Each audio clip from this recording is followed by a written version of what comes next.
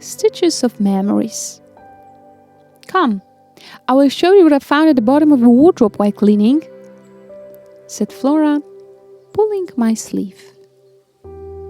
A few steps up, not just in life, and I already knew what she would show me, because it was somehow that we understood each other without words. And our shared history of closeness meant that one look was enough to know how the other was feeling today. It's the sweater that Mom started knitting for your first communion, I exclaimed, and we both started laughing in a way that also brought us to tears. Tears of emotions, because time can rust past us, completely ignoring our "I don't want to stay longer now," or "let me remember the feeling of this moment." The moment when we could say to Mom, "Sit down, finish the sweater for me because everything else is less important now. Sit down because what you're doing is too much for such delicate hands as yours. Because everyone is so content when you're relaxed, like when you're knitting or crocheting, and I could really use such a sweater. Sit down, Mom, and tell me about your arrival to this world, as well as your first communion, as I know the importance of this life event for you, Mom." We sat next to a lit lamp in the quiet of a housetop with a view of a witch's mountain.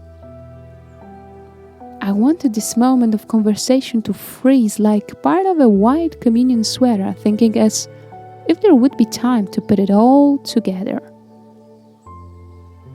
"Yes," Flora responded. "When was that?" And we watched the girls running into the room screaming as if they wanted to exactly recall that moment from the past, interrupted by exhaustion and the calls of the present. And to show that their moments with us would also remain in memory like delicate stitches on a sweater, bringing forth, "Mom, do you remember?" The idea of playing house, which Rose suggested, fortunately won over the option of shouting over us, and the girls went to play together in the next room. The question about the past got stuck in our sisterly space, but sometimes that's better.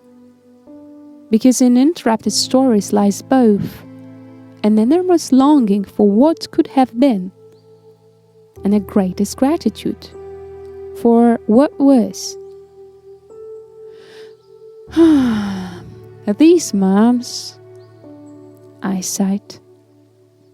If only they had gotten a chance for an easier life, cradled by family home love to the brim.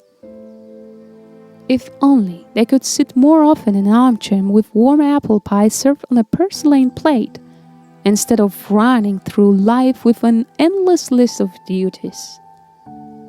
Moms, people with dreams, their hidden stories of unwritten books, unfinished studies, unexperienced adventures, and travels that had to be postponed. At one point, Flora pulled out a ball of white yarn from her bag, saying quietly, "Maybe we can give a new beginning to what's unfinished." And looking at each other, tangled in memories like wool threads, we sat in the silence of our own new story, knowing that some stories are most beautifully told in silence. You know, a few days ago I went to Mom's for tea. She was so happy. She also said that when she sees me happy, there's no greater happiness for her. Because that's how it is when you become a mom, even if it's hard to express.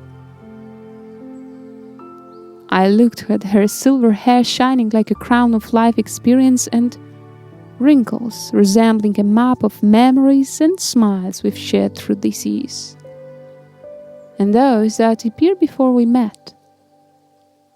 Because that's how it is.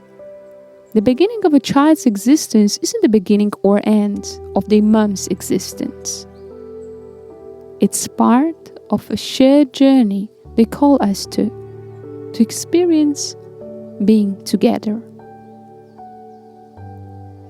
I looked and thought then that my life journey allowed me to understand that when acceptance of my own imperfection comes, all these unfinished moments form the figure of an older, loved, and brave woman. A human, with unfulfilled dreams.